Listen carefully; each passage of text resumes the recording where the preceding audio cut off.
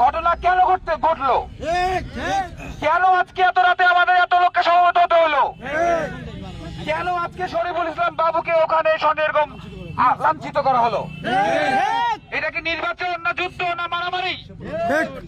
উনি হচ্ছেন আমাদের নির্বাচনের প্রধান সমন্বয়কারী, তাই না? এবং আমাদের প্রার্থী ধানের শীষের প্রার্থী জনাব আলাস সৈয়দ সাহেবের ছেলে, তাই না? উনি নিজে উপস্থিত থাকার পরেও ওনার সঙ্গে আচরণটা কেন? এটা কি ন্যায়?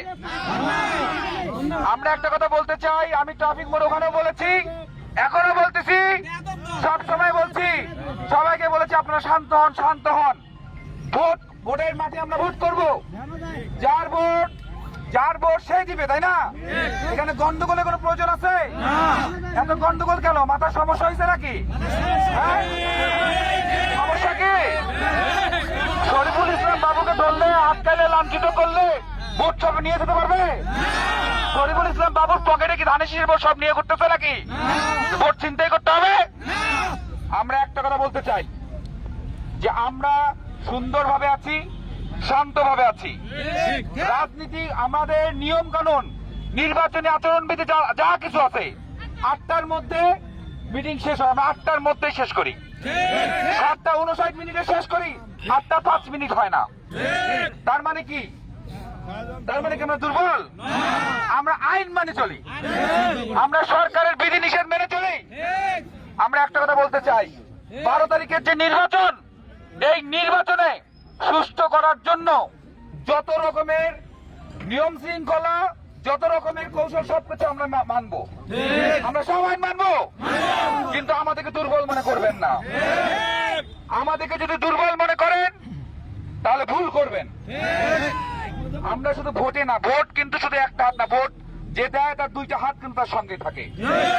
এই জলঢাকার মাটিতে যতগুলো লোক ধানের শীষে ভোট দিবে, সেই লোকগুলো হাত কিন্তু আমাদের সঙ্গে আছে।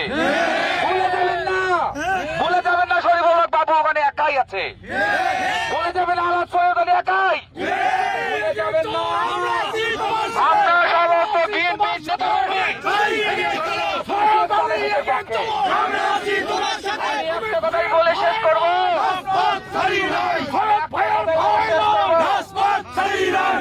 এই বাবু ভাই থেকে শুরু করে রায়হান, জাহাঙ্গীর থেকে শুরু করে আমাদের মনোশ্রমিকের আমনুজাদা থেকে শুরু করে যারা এখানে আছেন, সকল নেতাকর্মীকে বলবো সবাই আপনার ঐক্যবদ্ধ থাকবেন। এরপরে যদি জলঢাকায় কোনো মহল এই শান্ত পরিবেশকে অশান্ত করার সৃষ্টি করে, আমরা কিন্তু মেনে নেব না, বসে থাকবো না। এই আশাবাদ ব্যক্ত করে সবাইকে আবারও ধন্যবাদ জানিয়ে এখানে আমজাদ চাচা থেকে শুরু করে সবাই আছে, সবার নাম বলতে পারলাম না। সকলকে আমি অনুরোধ করবো, সবাই আমরা ঐক্যবদ্ধ থাকবো তো। এরপরে যদি এই ধরনের কোন অপ্রীতিকর ঘটনা ঘটার চেষ্টা করে, আমরা রক্ত থাকা, আমাদের গায়ে 1 বিন্দু রক্ত থাকা পর্যন্ত আমরা মেনে নেব না। ধন্যবাদ সবাইকে। আবার ঐক্যবদ্ধ থাকার আহ্বান জানিয়ে 12 তারিখের নির্বাচন, আমাদের সকলের নির্বাচন মেনে আমাদের মাঠে থাকতে হবে। ঐক্যবদ্ধ থেকে ভোট গণনা নিয়ে